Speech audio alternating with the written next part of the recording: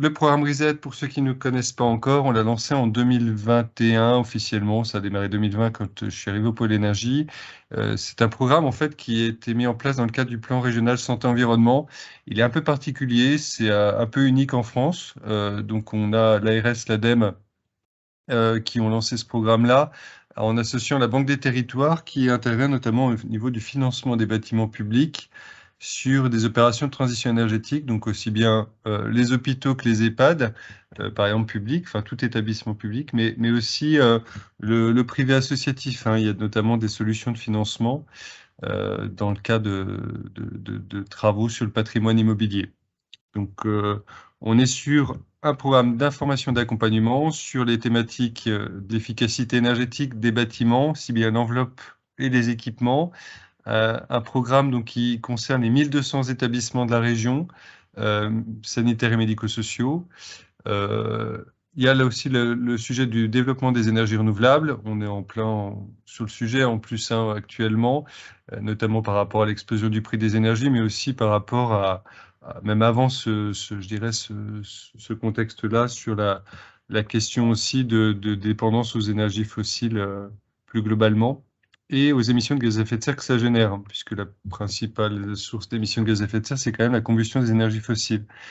Et puis donc on a un sujet qui est spécifique à notre région, qu'on retrouve moins dans d'autres régions, sur la qualité d'air intérieur, le risque radon, gestion du risque radon, avec ma collègue Karine, qui travaille sur ces sujets-là, confort hygrothermique, et puis depuis peu, l'ARS nous a demandé de travailler sur les risques avec les établissements, d'élargir aussi au risque légionnel. Qui on est? Alors, on n'est pas monsieur, madame Risette, on est le pôle énergie, en fait, donc on ne dépend pas de l'ARS non plus, c'est un établissement public régional, on a un centre de ressources du bâtiment durable, dans l'équipe, on est 12 agents, certains travaillent sur les thématiques santé, matériaux biosourcés, réemploi des matériaux dans le bâtiment, c'est un sujet qui est assez émergent, la thématique santé, bâtiment, donc on a des chargés de mission, des chargés de formation, avec l'objectif principal, c'est de mobiliser et d'accompagner les professionnels du bâtiment à monter en compétence sur ces sujets-là. Donc, on s'adresse aussi bien à des architectes, des bureaux d'études, des entreprises du bâtiment, et puis aussi à la maîtrise d'ouvrage, collectivités, notamment établissements de santé, dans le cadre du programme RESET. Voilà, bah, vous aurez le diapo. Donc, l'équipe, donc moi, David Boileau, Karine Vrel, qui est arrivée en avril sur les thématiques, notamment qualité d'air intérieur, risque radon, et puis Lynn Audrey, qui nous a rejoint depuis peu, qui est apprenti à l'ARS et qui travaille principalement sur notre programme. Voilà, rapidement les actions. On a un volet d'information, comme c'est le cas aujourd'hui, de formation. On peut apporter du conseil ponctuel sur les sujets que vous voyez là, Opéra, la RE2020, qualité d'air, les audits énergétiques, les aides financières, le photovoltaïque sur mon établissement, comment je mets ça en place, etc. Différents outils d'accompagnement, de suivi énergétique, un centre de ressources documentaire, là vous voyez, qui est ouvert à tous les membres du réseau. Et puis, on accompagne plus particulièrement 300 établissements dans le cadre d'un accompagnement de conseils en énergie partagée, on va l'appeler comme ça, ou transition énergétique écologique en santé partagée, où on est donc deux personnes au niveau régional. Et puis, depuis peu, vous verrez arriver des nouveaux conseillers qui sont intégrés dans des établissements de santé médico-sociaux pour accompagner directement les établissements au niveau du patrimoine. Et donc Claire, qui est là aujourd'hui, fait partie de ces nouveaux conseillers ou conseillères transition énergétique écologique en santé. Et donc le pôle énergie coordonne ce nouveau réseau régional où il y aura 13 conseillers, on va dire, d'ici la fin de l'année. Et ça ne va pas s'arrêter là, on espère bien qu'il y aura beaucoup plus de conseillers au niveau régional et national. Un site internet dédié qui va bientôt sortir. On fera de la communication. Je vais juste terminer par là. Si vous souhaitez, pour ceux qui ne sont pas encore inscrits au réseau, je vous conseille de le faire puisque ça nous permet, nous, de vous transmettre des informations sur l'énergie, le confort des bâtiments, la qualité d'air intérieur. C'est un Google Group, donc vous avez la possibilité de poser une question et les membres de ce réseau sont des établissements de santé médico-sociaux, pourront aussi peut-être avoir une réponse puisque au sein même de leur établissement, ils auront expérimenté ou déjà vécu la situation que vous vivez. Donc On est vraiment sur un réseau de partage aussi, hein. C'est vraiment l'intérêt de cette liste et de ce réseau. Et puis, bah voilà, on pourra vous informer régulièrement des actions menées en Bourgogne-Franche-Comté sur les thématiques du programme, donc énergie, qualité d'air intérieur, etc. Donc ce réseau, il est gratuit. On est bien vigilant à ce qu'il n'y ait que les établissements de santé médico-sociaux, avec différentes professions, hein. On a aussi bien des responsables achats, logistique, responsables patrimoine, directeurs de services techniques, directeurs ou directrices de structures. Donc il n'y a pas de partenaire financier et pas d'institutionnel. On est, on va dire, entre établissements. Donc, vous aurez le diapo et n'hésitez pas à vous inscrire au réseau. Et sur le site du pôle énergie Bourgogne-Franche-Comté, il y a une page dédiée au programme RESET où vous retrouverez aussi ce lien. Voilà. Hop, j'en ai fini pour la présentation du programme. Je vais laisser la parole. Alors, je vais déjà départager, si j'y arrive. Hop, mon écran. Je demanderai pour ceux qui viennent d'intégrer la réunion de bien penser à couper votre caméra. La session est enregistrée. Ça évitera effectivement de faire une coupure, hein. Donc pensez bien à couper votre caméra. Et puis Ariane, je vais te laisser la parole. Merci.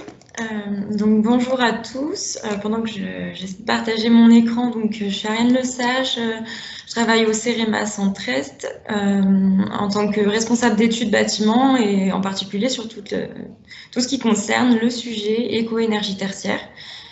Donc le CEREMA, on est un centre d'études et d'expertise qui vient en appui aux collectivités territoriales et à l'État dans tous les domaines de l'aménagement des territoires. Alors, est-ce que mon écran s'affiche bien? Oui, c'est tout bon. Oui, c'est tout bon. Ok, super. Donc aujourd'hui, je vais vous parler un peu de l'année de référence et donc réexpliquer ce que c'est que la situation de référence et comment la choisir en vous livrant quelques méthodes et en présentant un outil que nous avons développé au CEREMA pour répondre à ce besoin. Donc, tout d'abord, on va redéfinir ensemble la situation de référence. Pour certains, ce sera peut-être des rappels. Pour d'autres, ce sera peut-être quelque chose de plus nouveau. Mais le cœur de la présentation aujourd'hui de cet atelier, ce sera vraiment de vous parler de la méthode, comment choisir de manière optimale son année de référence lorsqu'on est assujetti.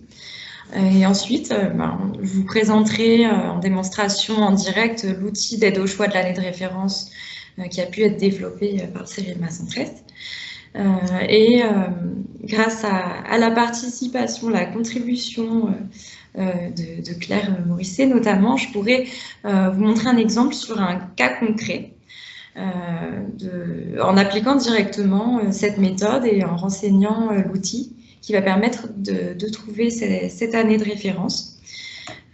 Je pourrais éventuellement prendre d'autres exemples fictifs en fonction du temps dont nous disposerons. Et puis, bien sûr, des échanges sont prévus, un temps de questions-réponses, une petite intervention d'ailleurs de Claire pendant cette présentation. Donc, pour redéfinir la situation de référence, la notion essentielle qu'il faut bien maîtriser, c'est la notion d'entité fonctionnelle. Parce que le dispositif éco-énergie tertiaire se base sur une approche au niveau de l'entité fonctionnelle, dans le but en fait de responsabiliser chacun des exploitants du bâtiment, qu'ils soient propriétaires occupants, preneurs à bail ou simples occupants. Donc c'est à l'échelle de cette entité fonctionnelle que sont effectuées plusieurs actions, comme la déclaration de la consommation de référence, mais aussi le renseignement des catégories, des sous-catégories d'activités concernées, l'identification des surfaces, le renseignement des indicateurs d'intensité d'usage qui correspondent à ces activités-là. Donc, on est vraiment sur cette échelle-là, en fait. On est déjà au stade où on sait qu'on est assujetti. Et on oublie les cas d'assujettissement, la notion de site, unité foncière, bâtiment n'a plus vraiment son importance pour la déclaration et pour l'obtention des objectifs. Il va falloir redéfinir les entités fonctionnelles au sein de ces structures assujetties. Donc c'est aussi au niveau de l'entité fonctionnelle que sont déterminés les deux objectifs, à la fois l'objectif en valeur relative et en valeur absolue. Ils sont déterminés automatiquement par la plateforme Opera sur la base des données collectées, donc des données qui sont saisies. Et donc c'est aussi à ce niveau-là qu'est établie l'attestation annuelle de déclaration et la notation éco-énergie tertiaire est générée également au niveau de cette entité fonctionnelle. Donc, pour rappel, l'entité fonctionnelle, eh bien, ce peut être un établissement propriétaire-occupant ou bien un binôme propriétaire-preneur à bail, si c'est le cas. Donc voilà, c'est pour faire simple et parler en termes de fonctionnalité et d'exploitation du bâtiment.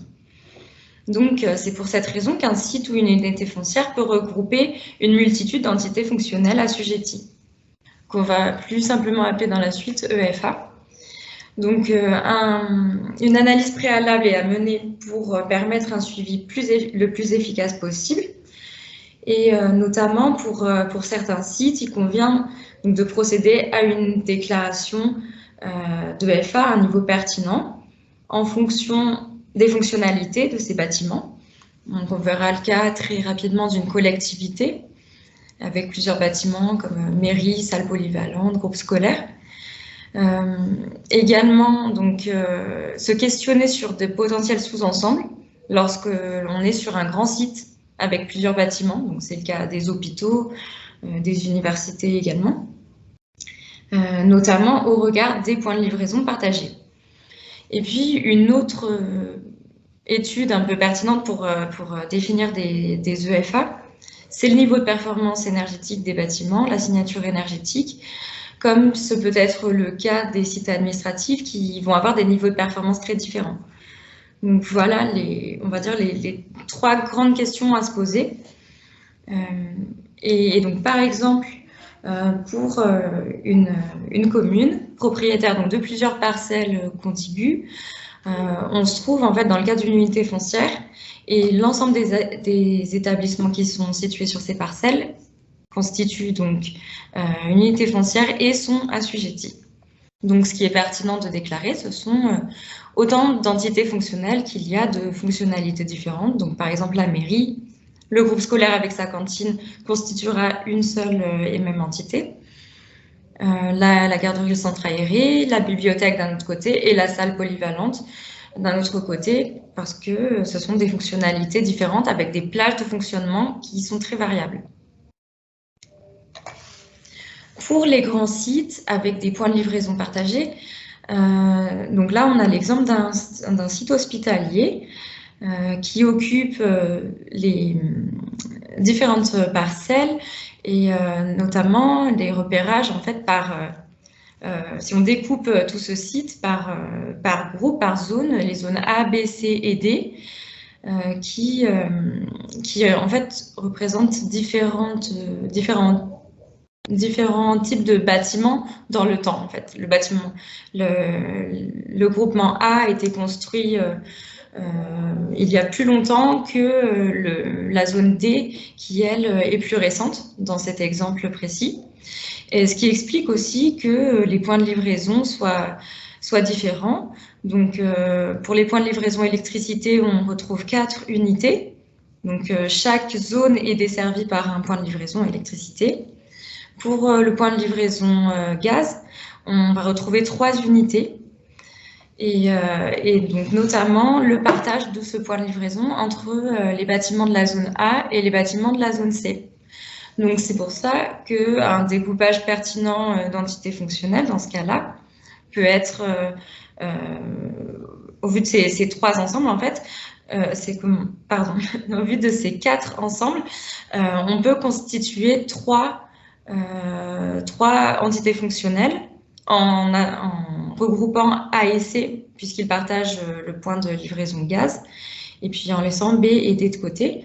Mais il est également possible de considérer 4 sous-ensembles différents pour constituer 4 FA. Donc il n'y a pas vraiment de bonne, de mauvaise réponse, c'est vraiment en fonction de ce qui est plus pratique du point de vue recueil des données, saisie des données, et puis ensuite pour anticiper d'éventuels travaux un peu plus tard. Donc voilà, c'est ce découpage-là, enfin, ces deux types de découpage qui peuvent être envisagés dans un tel cas. Donc, si on revient à cette situation de référence, parce que du coup, on a abordé la notion essentielle d'entité fonctionnelle, maintenant, une situation de référence est essentielle et doit être déclarée sur la plateforme Opera, pour la simple et bonne raison qu'il va falloir pouvoir se fixer des objectifs. Et donc, on se fixe des objectifs par rapport à une référence. Et puis ensuite, cette situation de référence va nous permettre de vérifier les performances réalisées. Donc, ce graphique explique comment on peut vérifier une performance. Donc, on a un suivi de consommation dans le temps, avec une consommation donc, de référence.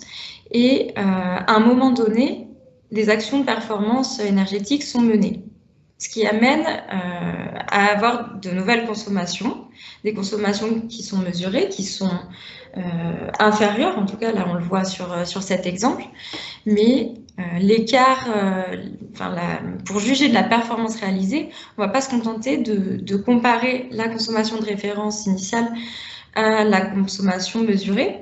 Il va falloir se rapporter à une situation qui est comparable, et donc la consommation de référence ajustée doit tenir compte de la rigueur climatique et de l'intensité d'usage qui s'opère, de ces indicateurs-là au cours de la période de suivi.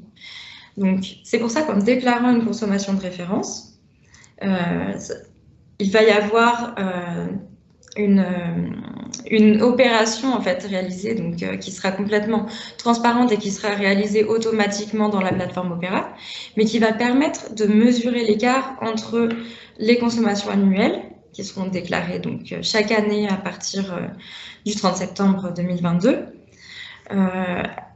qui va donc comparer ces consommations annuelles déclarées aux objectifs qui seront fixés, et les objectifs seront sans cesse réajustés en fonction de ces indicateurs-là, en fonction des indicateurs d'intensité d'usage déclarés annuellement, et en prenant en compte l'ajustement climatique, donc les DJU, puisque effectivement les variations climatiques ont un impact conséquent sur les consommations d'énergie en période de chauffage ou en période de refroidissement. Donc voilà comment on vérifie une performance. Et pour cela, il est essentiel d'analyser un historique des consommations et aussi de se documenter pour pouvoir justifier de sa situation de référence. Donc, ce qu'il faut savoir, c'est que la consommation de référence pour dispositifs éco-énergie tertiaire et pour Opera, c'est une consommation réelle. Ce n'est pas une consommation moyenne reconstituée ou déjà ajustée. Ce qui va être déclaré, c'est vraiment la consommation réelle basée sur des factures.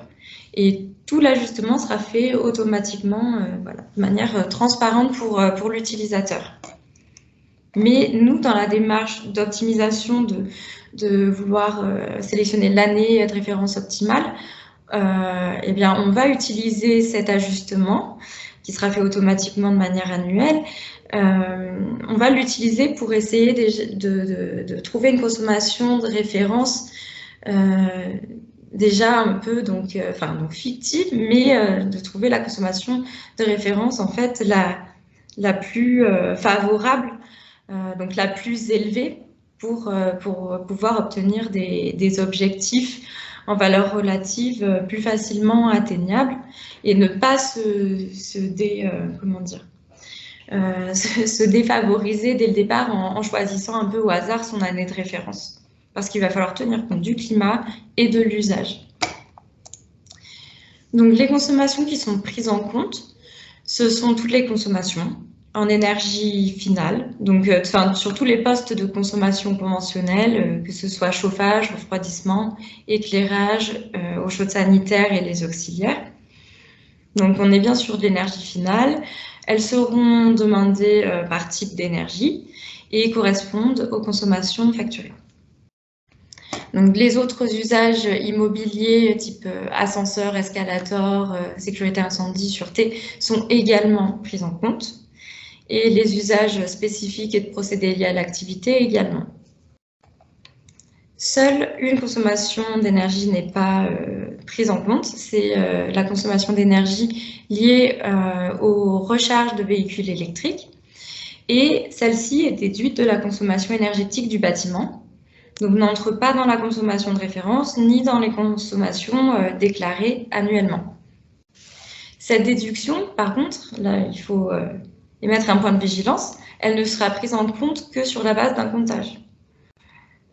C'est-à-dire que il faut que cette consommation soit liée à un point de livraison spécifique ou bien à un sous-comptage.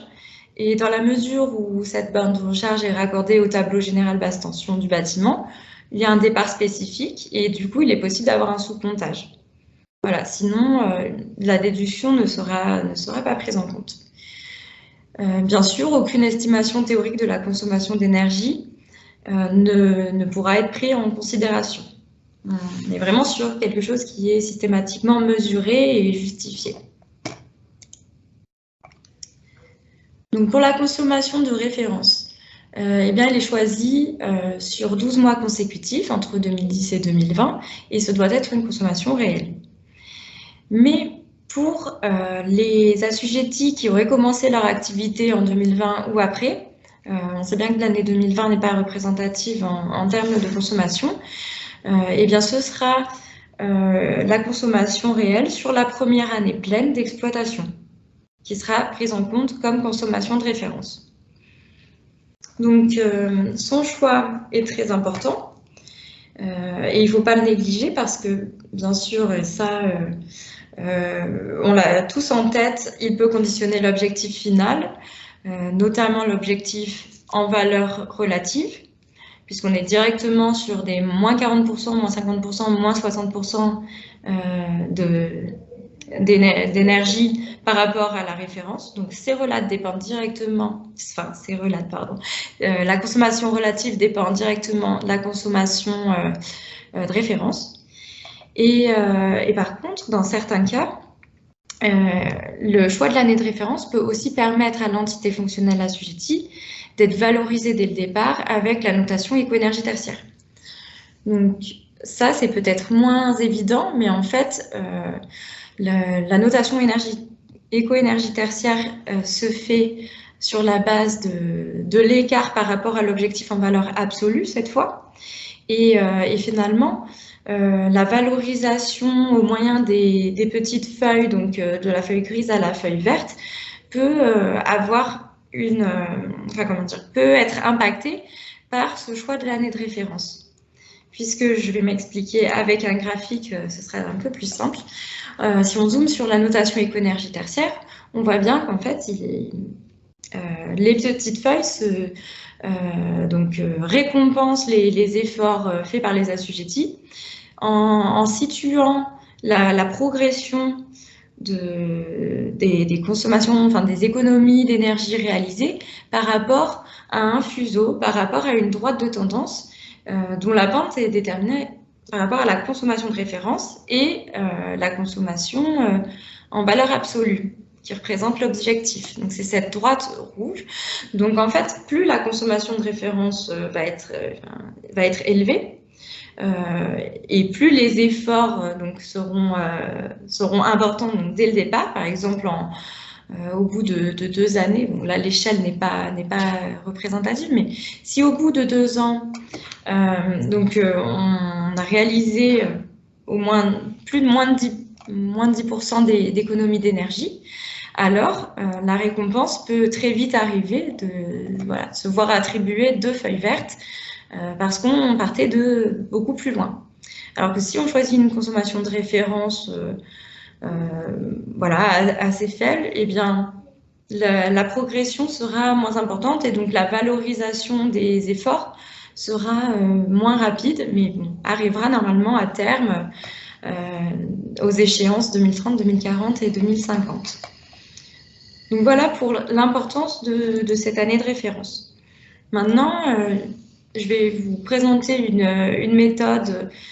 Enfin, il n'y a pas qu'une méthode possible, c'est une parmi d'autres, mais on va dire le raisonnement général, la démarche en tout cas générale qu'il faut avoir en tant qu'assujetti.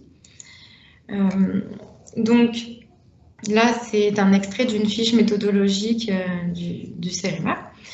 Donc en fait, la première option, c'est de se dire, voilà, je vais résolument orienter mes efforts en vue d'atteindre ou dépasser l'objectif en valeur absolue, qui est généralement le plus ambitieux que celui en valeur relative, mais en fait, ça dépend toujours d'où on part.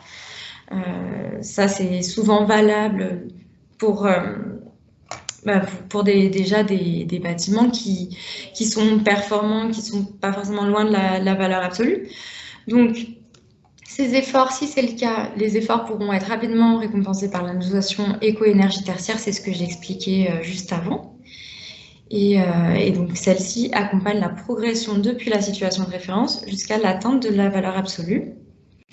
Si ce n'est pas le cas, donc si je n'oriente pas directement mes efforts vers la valeur absolue, mais il semble plus simple de raisonner, enfin de fixer des objectifs en valeur relative, eh bien la question qui doit être posée, c'est est-ce que j'ai modernisé ma production d'énergie depuis 2010 ou bien est-ce que j'ai réalisé des travaux qui ont amené à une réduction des consommations d'énergie?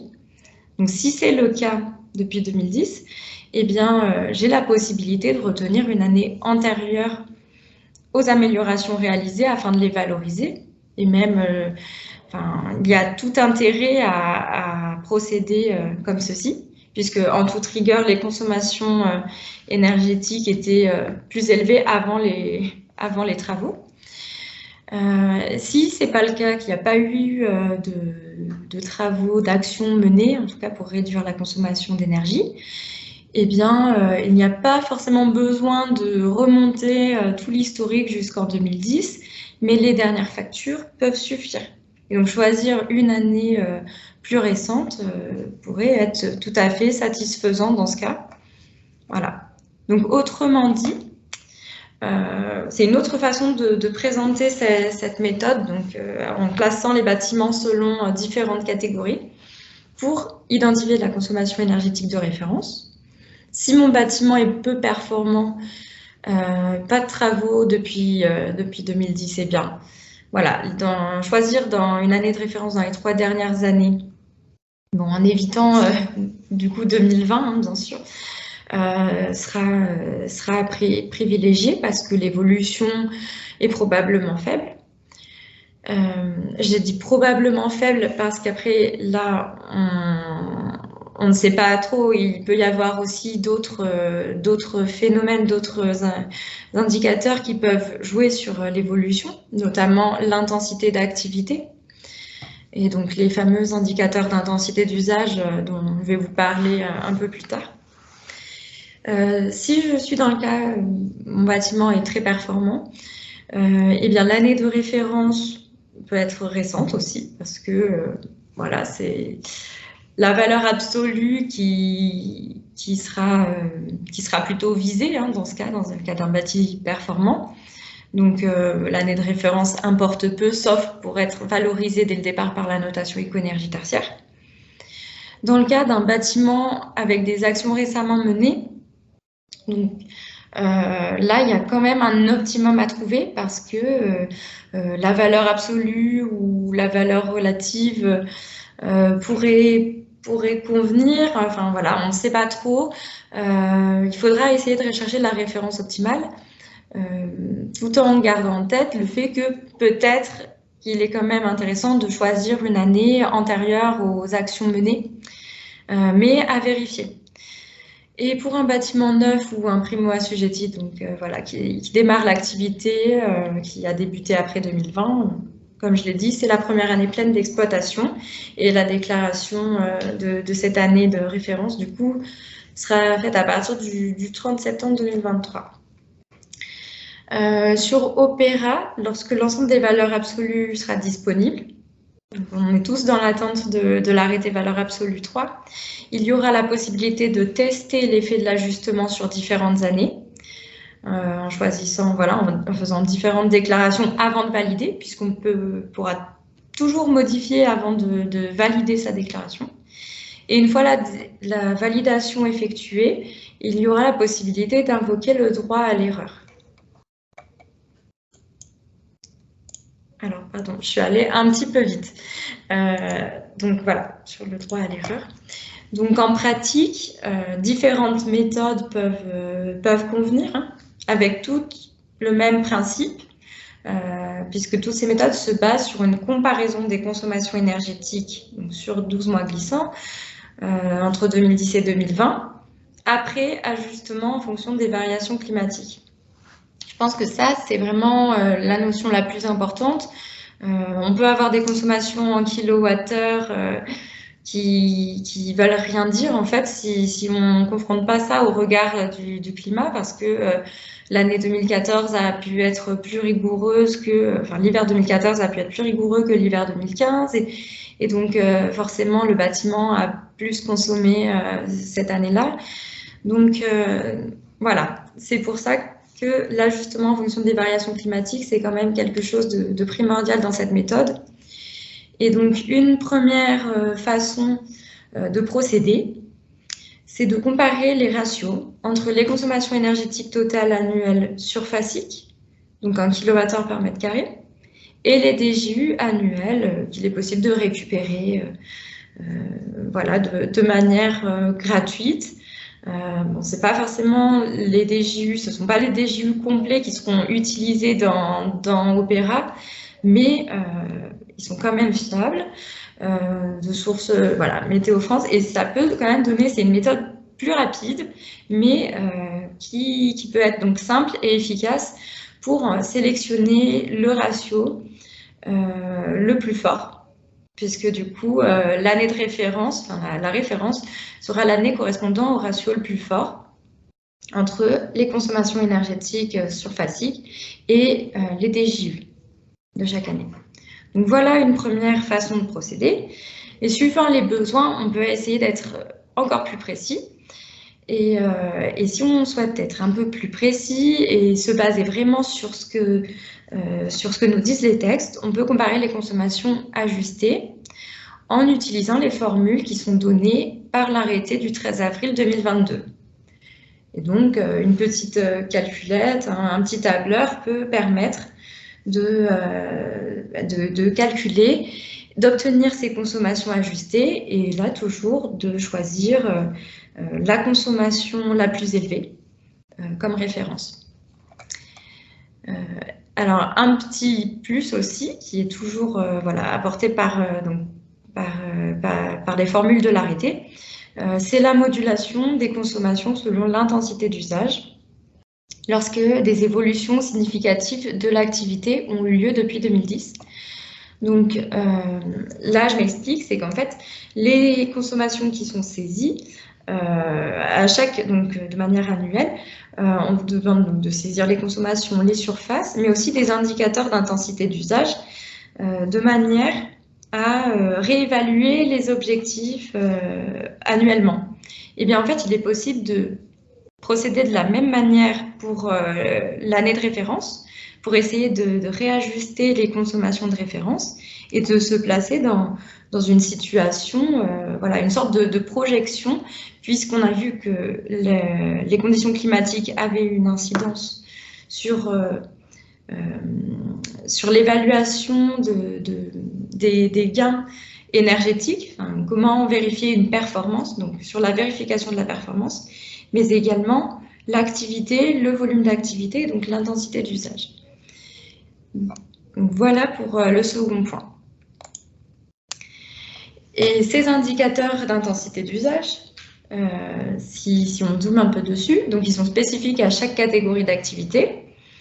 Ce sont des paramètres de référence qui permettent de procéder donc à la modulation des objectifs en fonction du volume d'activité. Et ils sont donnés à travers la composante use dans les tables de l'arrêté pour chaque catégorie d'activité. Donc effectivement, l'arrêté valeur absolue 3 n'étant pas encore paru, pour un certain nombre de catégories d'activités, on ne dispose pas à l'heure actuelle de ces indicateurs d'intensité d'usage. Donc, essayer de moduler les objectifs et d'ajuster du climat à la consommation de référence et de la moduler aussi en fonction des objectifs, en fonction des indicateurs d'intensité d'usage des années 2010, 2011, 2013, etc. jusqu'en 2020. Ça peut être compliqué et puis peut-être aussi chronophage pour au final un tout petit gain, parce que encore faut-il avoir en tête des variations importantes dans l'activité au cours de ces dernières années. Donc voilà, ça c'est un point important. Là, je vous ai présenté l'exemple d'un bureau pour montrer quand même qu'il y a des différences entre bureau standard et bureau en open space. Ce ne sont pas les mêmes valeurs parce que les indicateurs étalons sont différents. Mais voilà, quand ces indicateurs ne sont pas connus, et ça ce sera valable quelle que soit la catégorie d'activité, il y a possibilité de dire je ne connais pas non plus mes indicateurs, je ne sais pas me situer par rapport à l'indicateur étalon, et du coup il n'y a pas vraiment d'impact sur le résultat. Ils sont là vraiment pour essayer de ne pas vous pénaliser et d'essayer de correspondre le plus possible aux situations en fait qu'il est possible de rencontrer. Au niveau des catégories d'activités, voilà pour un extrait de la segmentation en sous-catégories de la catégorie santé centre hospitalier. On voit qu'il y a de nombreuses sous-catégories qui sont déclinées dans cette catégorie d'activité et les indicateurs d'intensité d'usage ne sont pas connus à ce jour.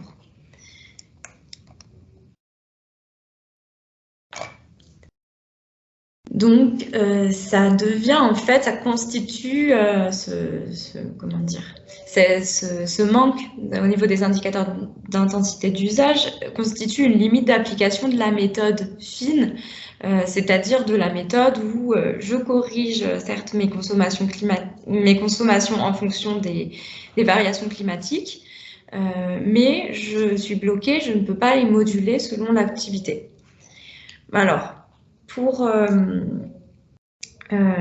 pallier un peu ce manque et pour essayer de relativiser aussi, eh bien, il y a deux cas de figure en fait qu'on rencontre. Soit l'activité au sein de l'EFA est restée plus ou moins stable, plus ou moins constante depuis 2010. Et dans ce cas, la modulation selon l'intensité d'usage n'a aucune incidence sur le choix des consommations de référence. Pourquoi? Eh bien parce qu'en fait, même en renseignant ces indicateurs, ça ne va rien changer puisque on aura les mêmes indicateurs d'une année à l'autre. Donc finalement, on compare à une base commune. Donc seul l'ajustement climatique peut permettre d'affiner le choix de l'année de référence. Et donc il est recommandé de s'en tenir à cet ajustement selon les DGU. Soit il y a eu un changement important dans l'activité, notamment en termes d'effectifs ou de surface exploitée. Donc voilà, changement important et vous en avez connaissance. Vous savez qu'il a eu lieu au cours des dernières années entre par exemple 2017 et 2018. Eh bien peut-être que ce changement-là se reflète en fait à travers les consommations d'énergie qui pouvait être très élevée au départ et puis à partir de 2018 une baisse significative alors qu'il n'y a pas eu d'action engagée particulière. Donc bon, dans un premier temps, il est conseillé de choisir, quoi qu'il en soit, les consommations les plus élevées. Mais si la tendance est à une diminution d'effectifs, eh bien peut-être que des tests pourront être réalisés pour valider ou invalider le choix qui a été fait, voilà, mais dans un second temps.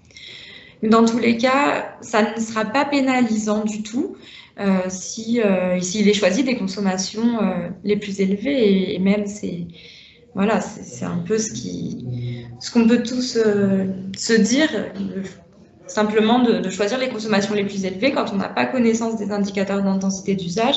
Ce n'est pas grave. Ils pourront être déclarés de toute façon annuellement et ce seront les objectifs qui seront modulés, mais la référence, elle, ne bougera pas. Donc voilà pour se dire, bon, il y a ces différentes méthodes et là on va très loin, mais au final, le gain, l'intérêt n'est pas forcément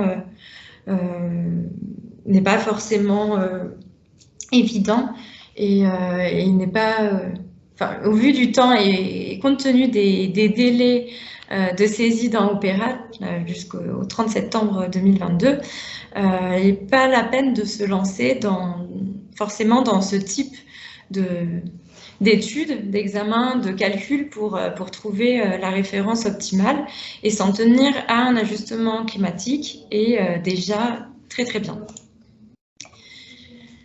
Donc un petit focus aussi sur un cas particulier lorsqu'on a des consommations indifférenciées.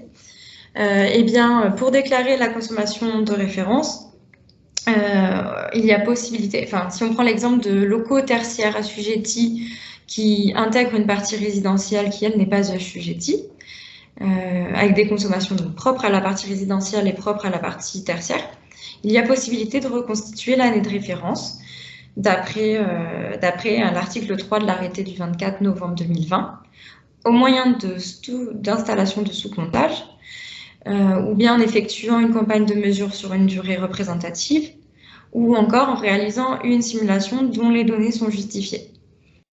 Mais dans tous les cas, des justificatifs seront demandés, basés sur un relevé sur site aussi, donc des consommations réelles. Les précisions sont apportées dans la foire aux questions. Autre information importante, donc là j'en ai déjà parlé brièvement, de la saisie sur Opéra. L'échéance, elle est bien au 30 septembre 2022. Et les recommandations que l'on peut faire, c'est bien sûr d'effectuer les déclarations progressivement.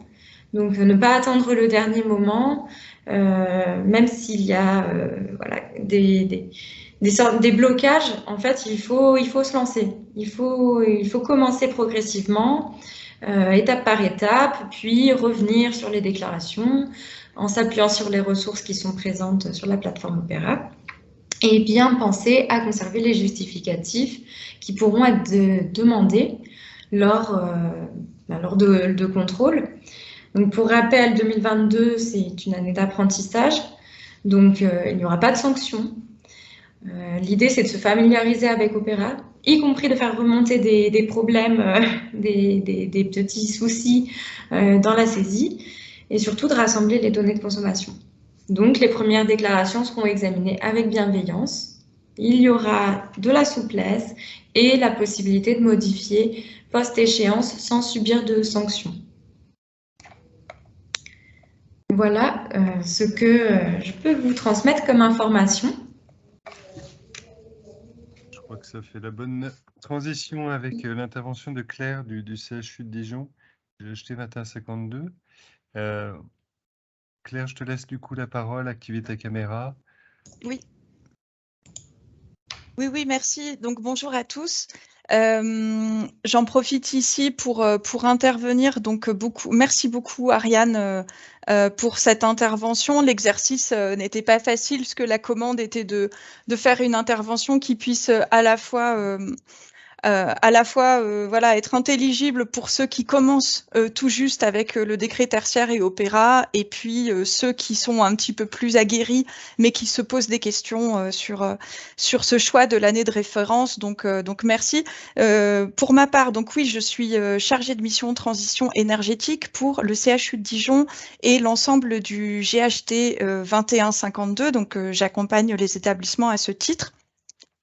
Et je voulais témoigner sur plusieurs points.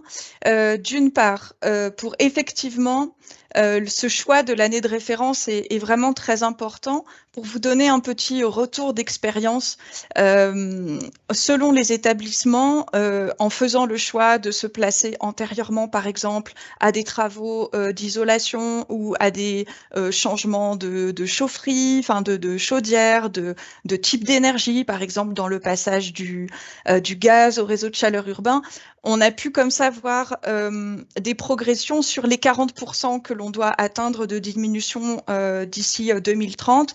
Eh ben, certains établissements ont de fait déjà réalisé entre 10, voire parfois 30 et même un peu plus du chemin. Donc, c'est vraiment pas anodin.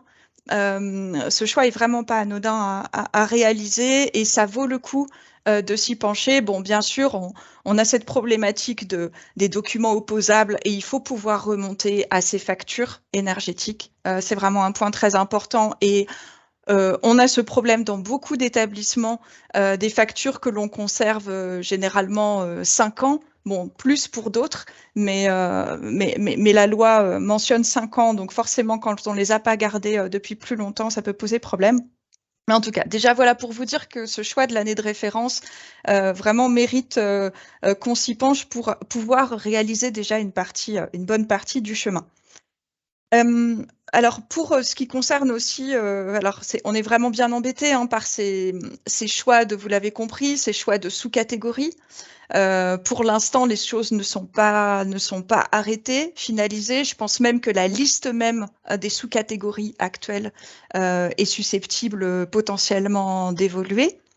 Donc, comment on fait au niveau des établissements pour sélectionner? Alors en plus, on a aussi toutes les questions qui remontent sont un peu les mêmes, c'est-à-dire et tous nos espaces qui ne font pas l'objet de sous-catégories aujourd'hui, des espaces de stockage qui peuvent être chauffés, les espaces qui est logistique aussi chauffés, les vestiaires, toutes les zones de circulation. Voilà, toutes les questions qui remontent sont un petit peu les mêmes pour chaque établissement. C'est comment est-ce qu'on les affecte, à quelle sous-catégorie. J'ai vu aussi passer une question donc sur les bâtiments, certains sont désaffectés. Bon, il y a une sous-catégorie, enfin pas une sous-catégorie, une catégorie maintenant sous Opéra, qui est la catégorie des bâtiments vacants, que l'on peut cocher avec les mètres carrés correspondants. Voilà. Et à ce stade, la question qu'on est beaucoup à se poser, c'est à cette échéance du 30 septembre, quel parti pris on prend? Est-ce que c'est finalement de renseigner nos surfaces avec uniquement une sous-catégorie par défaut et on se dit on attend que les choses soient beaucoup plus claires pour vraiment renseigner nos sous-catégories, nos mètres carrés correspondants, ou est-ce on débute le travail, quitte à faire un travail somme toute assez grossier. Au CHU de Dijon, par exemple, vous voyez, on a à peu près 250 000 mètres carrés sur nos sites, donc c'est vrai que c'est un travail qui est très important. Il était exclu en quelques semaines d'être très fin sur l'ensemble de nos sous-catégories. Et on a fait le choix de prendre une sous-catégorie principale par niveau, par bâtiment, mais c'est vraiment un choix qui nous est propre. Et là aussi, on se pose cette question. De toute façon, il faudra reprendre les choses dans un deuxième temps. Donc là-dessus, je peux passer la main. Je sais qu'elle n'aura pas une réponse toute faite, mais à Ariane sur... voilà, là, on est tous pressés par le temps, on regarde l'échéance d'ici le 30 septembre. Est-ce qu'il convient plus de quand même essayer de renseigner quelques sous-catégories, même si c'est pas très exact, ou d'aller vers la sous-catégorie par défaut? Voilà, donc Ariane, si vous avez un commentaire à faire sur cette question-là. Merci Claire, c'est une très bonne question. Je pense que au vu des délais, dans un premier temps, commencer par une sous-catégorie par défaut peut faire l'affaire, et quitte à revenir dessus pour affiner, préciser par la suite, plutôt que de se pencher dans les sous-catégories comme ça a été dit, qui sont peut-être encore en train d'être retravaillées en attendant la parution de cet arrêté qui justement finira par arrêter les catégories, les sous-catégories et les valeurs. Donc voilà peut-être une piste pour justement se dire il vaut mieux quelque chose d'approximatif et de revenir dessus puisque la possibilité est donnée, que de tout de suite vouloir chercher la façon la plus précise de faire dès le début. Dans ce cadre-là, c'est vrai que moi, je conseille beaucoup aux établissements que j'accompagne d'essayer autant que possible de commencer à se faire un petit outil en interne, c'est-à-dire qui permettra ensuite d'avoir, voilà, de recenser les surfaces par sous-catégorie, mais de pouvoir les changer niveau par niveau, enfin voilà, à travers un petit outil Excel. Et puis sinon, il y a une autre, c'est vrai qu'il y a une autre remarque, c'est que finalement, les référents des décrets tertiaires dans les établissements sont de culture et de métiers souvent très différents. Moi, je vois, j'ai autant affaire à des techniciens supérieurs hospitaliers qu'à des responsables des finances, parfois même à des directeurs délégués qui prennent en charge la chose eux-mêmes.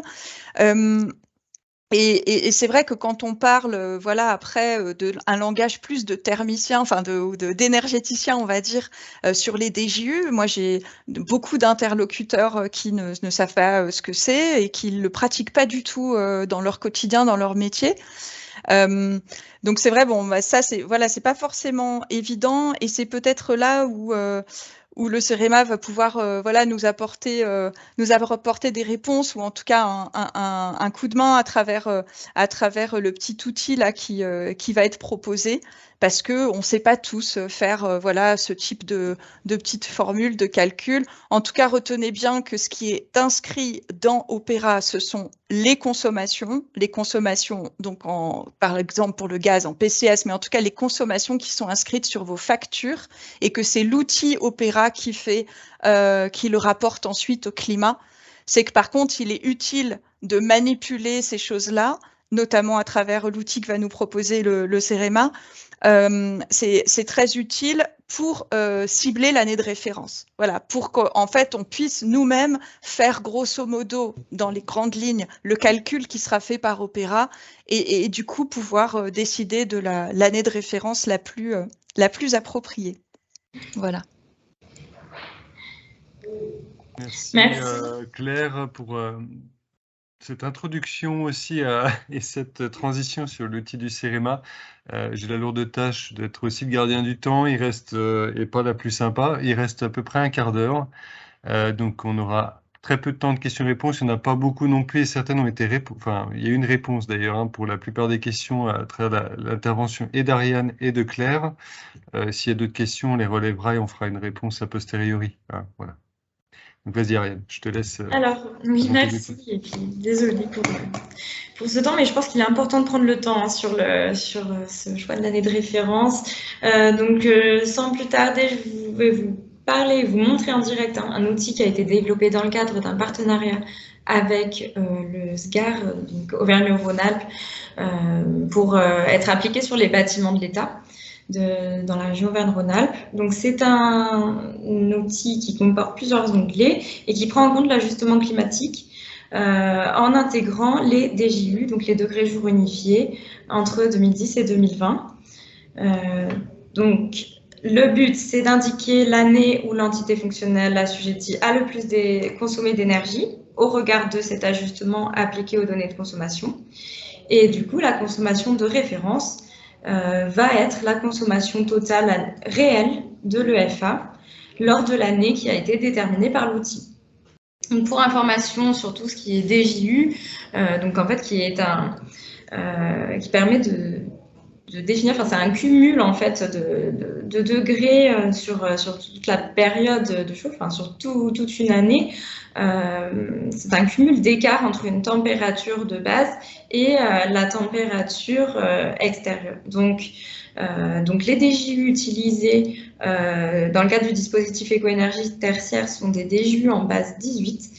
Et dans le cas, dans cette application, ils sont issus du simulateur CJBAT GRDF qui met à disposition des DJU mensuels et annuels pour quasiment toutes les stations météorologiques, au moins une station par département. Et donc, ces DJU ont été importés dans l'outil, y compris pour la région Bourgogne-Franche-Comté. Nous avons élargi, alors qu'initialement, c'était que pour la région Auvergne-Rhône-Alpes. Alors, voilà, normalement, vous avez une vue sur l'outil. Donc, je présente plusieurs onglets, avec un onglet Aide, enfin, donc une navigation possible vers l'onglet Aide qui rappelle, en fait, qui présente le principe d'utilisation et comment saisir les informations demandées. Ensuite, on a donc la feuille de saisie. Donc, je vais m'attarder sur cette feuille de saisie. Donc, elle permet donc de saisir la station météo, l'altitude, la surface de plancher également de l'entité fonctionnelle assujettie. Et du coup, l'utilisateur va pouvoir utiliser cette feuille pour aussi, comment dire, inscrire ses consommations totales annuelles en kilowattheure pour chaque année entre 2010 et 2019. Un ajustement automatique sera réalisé, donc c'est dans les cases grisées que cela apparaît, lorsque l'utilisateur aura renseigné soit une consommation de chauffage en kilowattheure, soit la surface chauffée, parce que si la consommation de chauffage n'est pas connue, eh bien, ce sera un calcul forfaitaire qui sera appliqué. Ce calcul forfaitaire, il est issu des formules de l'arrêté et il prend en compte la surface chauffée. Donc, la surface chauffée, ce peut être la surface de plancher totale ou bien une partie de la surface totale. Donc là, c'est à l'utilisateur de déclarer. De la même manière, il y a un ajustement selon le climat des consommations liées au refroidissement. Donc, si le bâtiment est refroidi, là, le principe est le même. Soit on connaît les consommations de froid, soit on ne connaît pas et alors on saisit une surface refroidie. Et donc, cet ajustement-là va être intégré à la consommation totale annuelle qui est une consommation réelle. Donc, on va obtenir une consommation fictive, finalement, mais ajuster des variations climatiques. Et dans un second temps, et éventuellement, si les indicateurs sont connus, cette consommation pourrait être modulée en fonction des indicateurs d'intensité d'usage. Donc, bon, je vais vous demander pour l'exercice de pas tenir compte de cette partie-là, de cette section en verte qui module selon l'activité, puisque elle est réalisée uniquement pour des bureaux en plus. Donc voilà, si vous avez des bureaux, c'est très bien, vous pouvez éventuellement vous prêter à l'exercice, mais sinon, seul l'ajustement climatique sera réalisé. Et donc, en temps réel, le graphique, enfin sur ce graphique, s'affichera les consommations ajustées et la consommation et l'année où le bâtiment aura, enfin l'entité fonctionnelle aura le plus consommé apparaîtra en rouge et à côté de retenir l'année de référence, l'année sera réinscrite. Donc voilà comment, voilà pour le principe d'utilisation.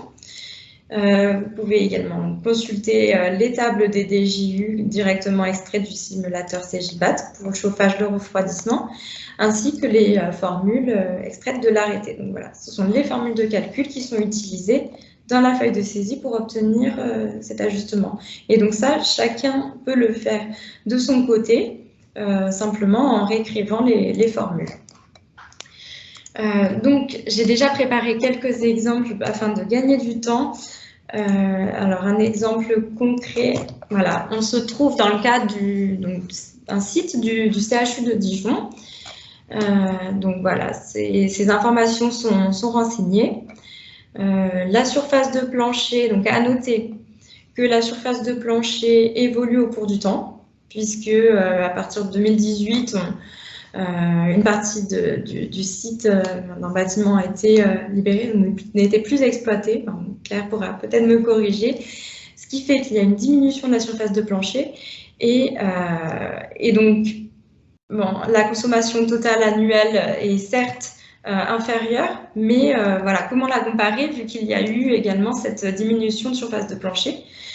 Donc, ce qui nous amène à renseigner donc les parties ajustements selon les variations climatiques. La surface chauffée, donc les consommations de chauffage n'étaient pas connues parce qu'il n'y avait pas encore de sous-comptage entre le chauffage et le CS. Il était impossible d'inscrire une consommation de chauffage, donc c'est pas grave puisque l'arrêté prévoit cet ajustement forfaitaire lorsqu'on renseigne une surface chauffée. Donc c'est ce que nous avons fait ici dans cet exemple. Donc on voit l'effet de l'ajustement, hein. Il peut être positif ou négatif.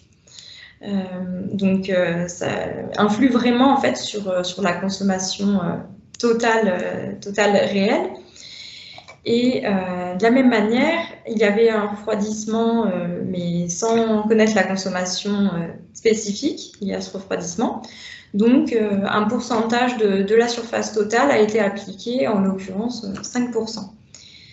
Donc, compte tenu de ces ajustements, eh bien, on voit que l'année qui ressort, c'est l'année 2014, puisque le ratio donc en kilowattheure par mètre carré est le plus élevé. On vient chercher la consommation ramenée au mètre carré, la consommation surfacique la plus élevée.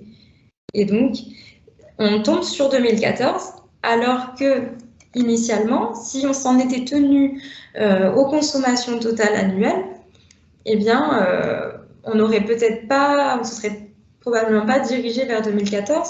Si on regarde en termes de kilowattheure simplement, ça pourrait être l'année 2013, avec plus de 5 900 000 kilowattheures consommés. Voilà, donc 2013, 2012 pouvaient être de bons candidats. Et finalement, donc, on se retrouve à choisir 2014. Donc là, ce qui est intéressant, c'est que le ratio surfacique serait pareil, donnerait aussi 2013 comme l'année la plus consommatrice, puisqu'on est sur une même surface de plancher.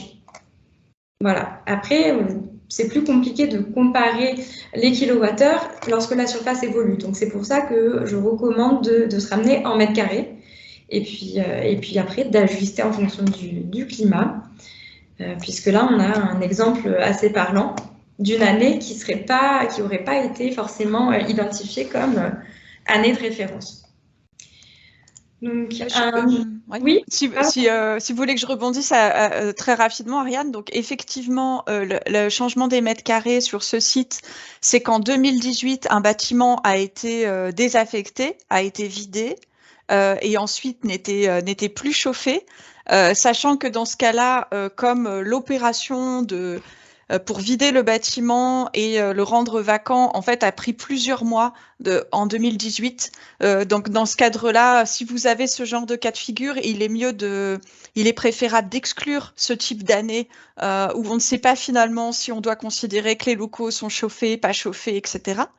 Ça, c'est une première chose. Et effectivement, je confirme qu'à la base, sans faire cet ajustement au climat, c'était l'année 2013 qui aurait été retenue en termes de ratio de consommation au mètre carré.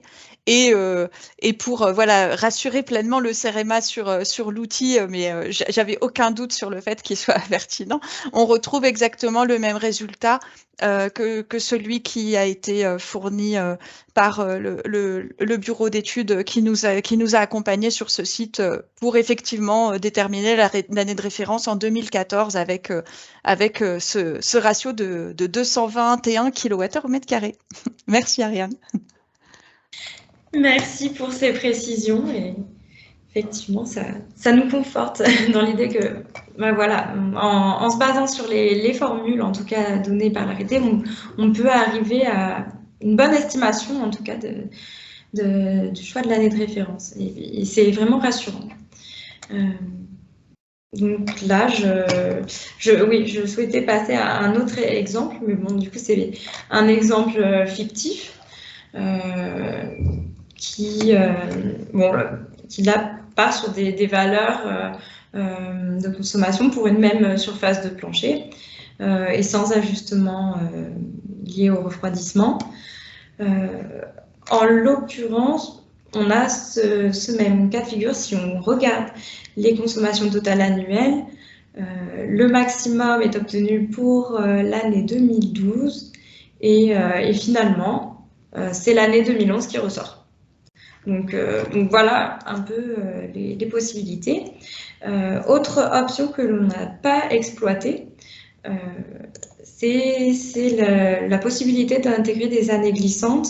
Et alors là, c'est dans le cas de factures, par exemple, qui commenceraient en fait au mois de mars et puis donc au 1er mars jusqu'au 28 février de l'année d'après. Donc à ce moment-là, si ces consommations sont connues sur 12 mois glissants, et ce qui est tout à fait possible et permis, autorisé, bien on va indiquer que le début de l'année glissante, c'est le mois de mars. Par contre, là, ce qui est très important, c'est de saisir les consommations qui correspondent vraiment à cette année glissante. Donc, les consommations seront bien la somme des consommations entre le 1er mars et le 28 février de l'année suivante.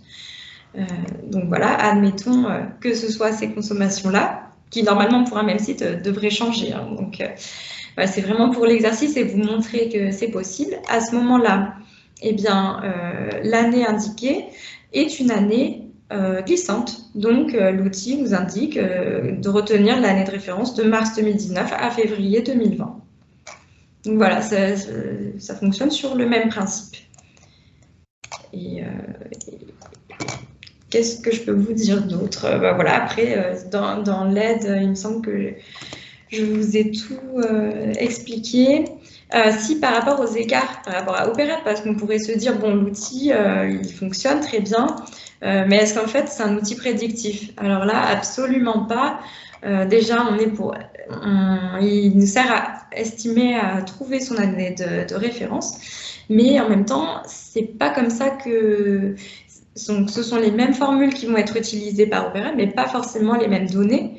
Dans cette boîte noire qui est Opera, on ne sait pas trop comment les ajustements seront réalisés, mais ce qui est sûr, c'est que les DJU moyens qui sont utilisés sont calculés ici, dans cet outil, sur une période qui va de 2009 à 2020. Et l'arrêté dit que les DJU moyens sont une moyenne sur 2001-2020. Donc déjà, voilà, on a un petit écart sur la valeur du DJU moyen qui a été utilisé, mais ce n'est pas forcément significatif, puisqu'après, toutes les années sont ajustées de la même manière. Donc voilà, il y a quand même des écarts voilà, au niveau des précautions d'emploi. Le choix des stations météorologiques est également plus restreint. Donc là, si je reviens sur un exemple, donc, je vous ai dit que les stations des régions Auvergne-Rhône-Alpes et Bourgogne-Franche-Comté avaient été renseignées, mais sur le simulateur de CGPAT, on ne trouve pas forcément toutes les stations, tous les départements. La liste est bien plus exhaustive dans les textes, dans l'arrêté, où il peut y avoir jusqu'à 3, peut-être même 4 stations météorologiques pour un même département. Or là, on va plutôt être sur une station météorologique par département. Mais la démarche est la même. Il faut choisir la station météorologique la plus proche, ou en tout cas qui a le climat le plus proche du lieu considéré. Donc, voilà pour les petits écarts dont je voulais vous faire part également.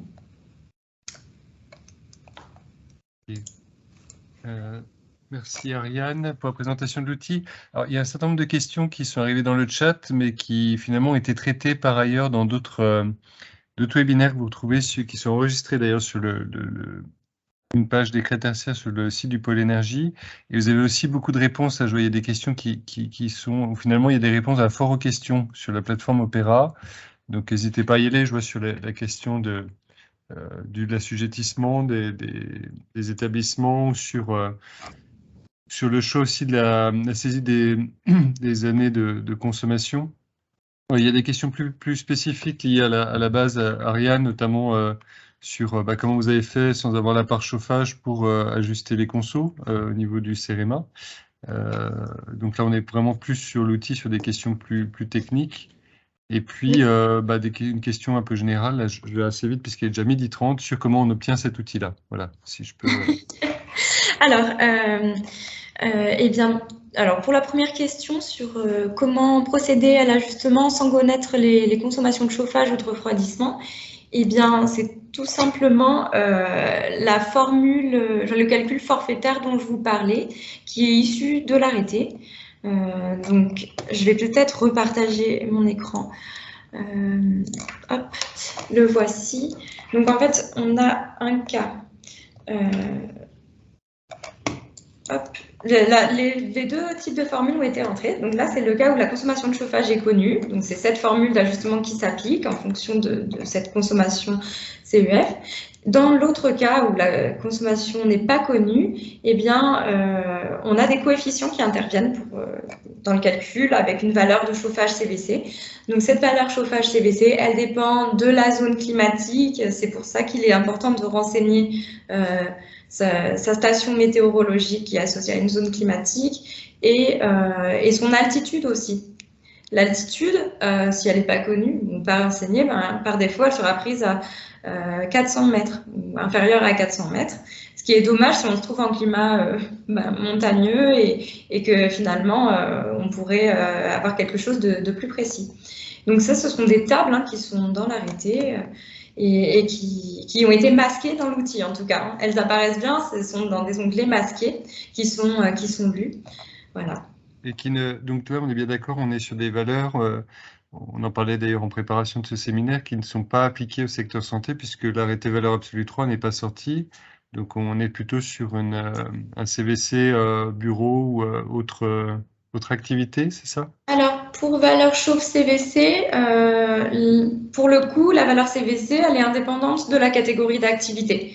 Donc, ça s'applique à tous les bâtiments. C'est pour ça que l'ajustement climatique peut être tout le temps calculé, même si on ne connaît pas les valeurs absolues. En fait, ce qui pêche dans la valeur absolue, c'est la composante, pas CVC, mais la composante use sur l'usage. Ça marche. Voilà. Très bien. Où peut-on trouver du coup l'outil? Oui. Alors là, c'est une grande question. Alors l'outil pour l'instant, donc comme il a été développé dans le cadre d'un partenariat, pour le moment, il est utilisé uniquement en interne par CEREMA, mais nous envisageons de le diffuser, le publier sur le site internet du CEREMA prochainement. Un article est en cours de préparation.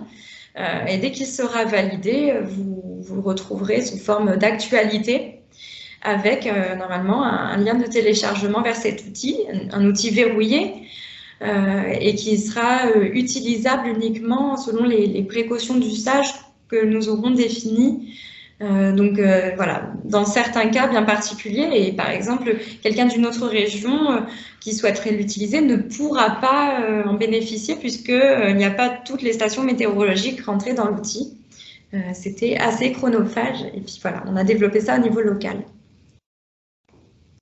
Et Ariane, la question, oui, c'est ça, je crois qu'on allait poser la même question. Est-ce que la mise à disposition de l'outil va pouvoir avoir lieu avant l'échéance du 30 septembre ou...